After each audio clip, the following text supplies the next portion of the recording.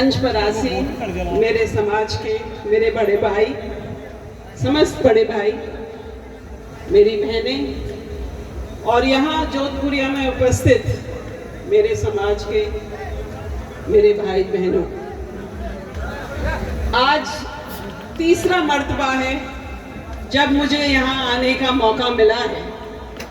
2010 में मैं आई थी शायद, और तब मैंने बहादुर सिंह जी का गाना सुना था, कर्नल साहब के लिए उन्होंने गीत गाया था, मैं कर्नल साहब के साथ थी। उसके बाद मैं शायद 2018 में फिर आई, तब बच्चों का कार्यक्रम था, सम्मान समारोह था बच्चों का, मेरी उसमें उपस्थिति रही। और आज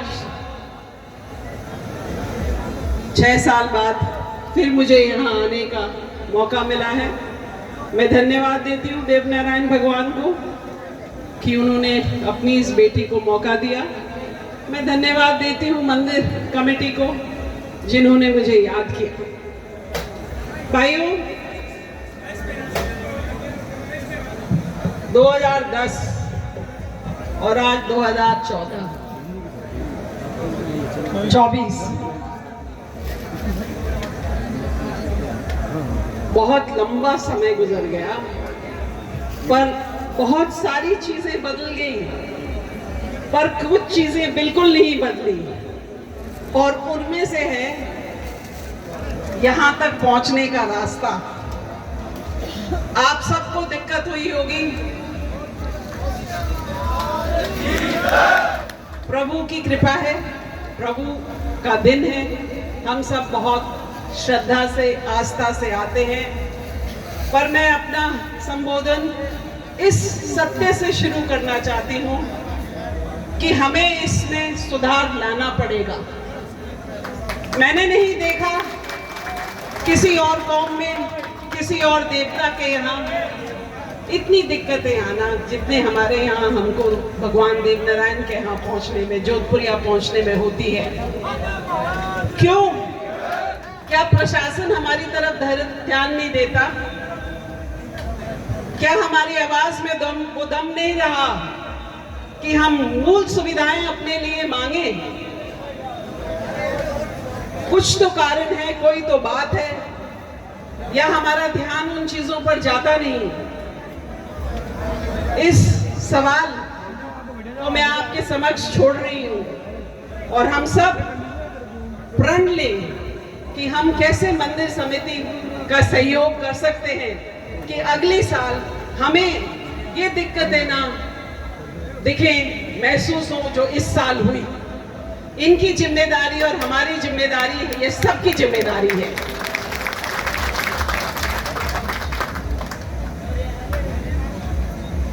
मैं कर्नल साहब की बेटी हूँ, उनके साथ मुझे मौका मिला कई प्रोग्राम्स में जाने का। यही इसी मंच पर कर्नल साहब ने बहुत सारे अपने संदेश दिए समाज उत्थान के लिए, बदलाव लाने के लिए। उनमें से कई सारी बातें आप सबने ग्रहण कर ली हैं, पर अभी बहुत कुछ है जो होना बाकी है।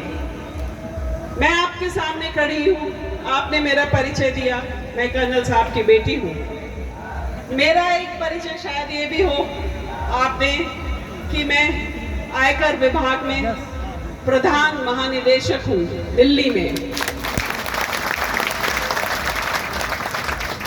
पर मेरा एक और परिचय है जिसमें एक बहुत गहरा दर्द छुपा हुआ है, और वो परिचय ये है कि मैं समाज की,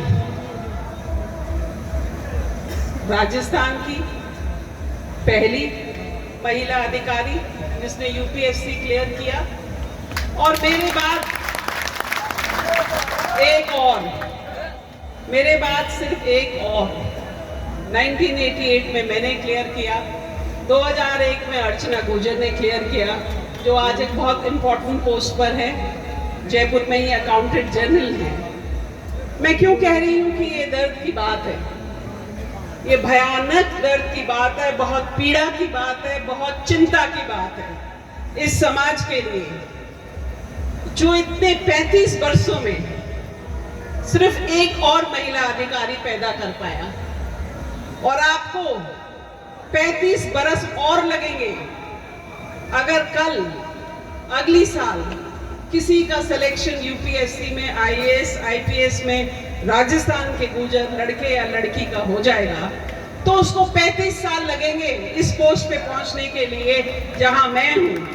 ये चिंता का विषय है, ये तालियों का विषय नहीं है, ये गंभीर चिंता का विषय है। तुम्हारा अधिकारी कोई भी नहीं होगा बड़ा अगले 35 सालों तक। हम किस घमंड में चूर हो रहे हैं? हमें किस बात का गर्व है? आज आपकी ये जो पीड़ा हमने सही है ना, इसीलिए सही है क्योंकि आपका कोई अधिकारी नहीं जो आपकी चिंता करे। और 35 साल मेरी पोजीशन क्या है? आपके स्टेट के चीफ सेक्रेटरी मेरे से जूनियर है, इतनी मेरी सीनियरिटी है। आपकी समाज को 35 बरस और लगेंगे अगर कोई एक यहां पर आकर के खड़ा होगा। तो दोस्तों, मेरा आपको बहुत एक गंभीर संदेश है। सत्ता और प्रशासन दोनों में आपकी भागीदारी चाहिए। अगर आपकी भागीदारी नहीं होगी तो आप यूं ही कष्ट सहते रहेंगे। और कर्नल साहब कहते थे we are second to none.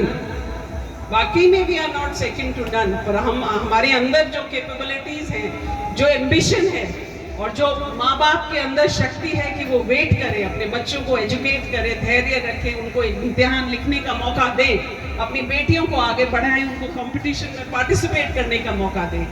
अगर वो एनर्जी, वो सोच जागृत नहीं होगी तो हम पुअर सेकंड होंगे। आज की तारीख में हमारी गिनती बहुत कमजोर वर्गों में है। इसको हमें बदलना होगा, और ये बदलेगा जब आपकी सोच बदलेगी, जब आप एम्बिशियस होंगे, अपने बच्चों को पढ़ाएंगे, लिखाएंगे और समझेंगे। आप वाकई में समझेंगे कि असलियत में प्रोग्रेस क्या है। 4 पैसे जेब में आ जाते हैं, उससे प्रोग्रेस नहीं होता भाई और बहनों। पैसे भी बहुत जरूरी हैं, पर हिस्सेदारी, आपका योगदान, आपका कंट्रीब्यूशन, आपकी इन्वॉल्वमेंट, आपका पॉलिसी मेकिंग में पार्टिसिपेशन, ये बहुत जरूरी है। किसी कौम को कोई नहीं पूछता। आप देख लो अन्य समाजों में कितना डेवलपमेंट है, कहां से कहां वो पहुंच गए। हमारे अपने साथी थे वो, पर हमसे बहुत ज्यादा आगे निकल गए हैं। सोचो, introspect, think why we are in this situation. Colonel